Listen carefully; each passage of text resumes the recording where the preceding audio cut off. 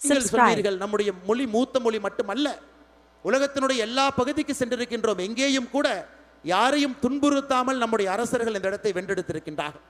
உலகத்தினுடைய பல இடத்திற்கு தமிழர்கள் வந்தாலும் கூட, இன்னைக்கு அமெரிக்காவில் கூட அதிக பெர் கேபிட்டா இன்கம்ல இருக்கக்கூடிய சமுதாயத்தில் அதில் இரண்டாவது இந்தியர்கள் இருந்தாலும் அதிலும் முதல்ல நம்முடைய தமிழர்கள் இருக்கின்றார்கள். எங்கே சென்றாலும் கூட அறத்தின்படி வாழ்பவர்கள், அறம் தன்னுடைய வாழ்க்கையாக வைத்திருப்பவர்கள், யாரையும் எங்கேயும் ஏமாற்றி பிழைக்க வேண்டும் என்று நினைக்காத ஒரு இனம் நம்முடைய தமிழினம். அதனால தான் மேடையில் அந்த வார்த்தையை பார்த்தேன், தாயகம் கடந்து தமிழ் மொழி வளர்ப்போம் என்று ஒரு வார்த்தையை போட்டிருக்கின்றீர்கள். என்னை பொறுத்தவரை அறமும் தமிழ் மக்களும் எங்கே இருக்கின்றார்களோ என்னை பொறுத்தவரை அதுதான் தாயகம்.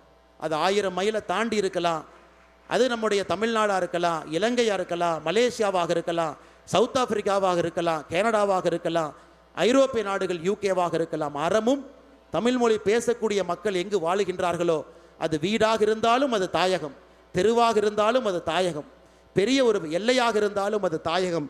அதனால் எங்கே இருந்தாலும் கூட ஒரு பெரிய உயர் பொறுப்பு உங்களுக்கு இருக்கிறது. அதையும் நீங்கள் புரிந்து கொண்டு நம்முடைய தமிழ் இனத்தை, நம்முடைய தமிழ் கலாச்சாரத்தை, மொழியை இன்னும் உயர்த்தி பிடித்து பேணி காத்து மிக சிறப்பாக மிக செம்மையாக நீங்கள் நடந்து வாழ்ந்து வர வேண்டும் என்று சொல்லி, உங்கள் தமிழ்நாடோடு இருக்கக்கூடிய உறவுகளை இன்னும் ஆழமாக பதிவு செய்யுங்க. ஒரு ஆண்டும் ஃபெட்னா அமைப்பு வர்றாங்க, தமிழ் ஆந்திரப்பனர் நிகழ்ச்சி நடத்துகிறாங்க. அங்கே இருக்கக்கூடிய தமிழ் சொந்தங்கள் நடத்தக்கூடிய சிறு குறு நிறுவனத்தில் இன்வெஸ்ட்மெண்ட், அந்த இனிஷியல் கேபிட்டல் இன்வெஸ்ட்மெண்ட் ஃபெட்னா பண்ணுறாங்க. வருகின்ற காலத்தில் இன்னும் சிறப்பாக இன்னும் வேகமாக நீங்கள் செய்ய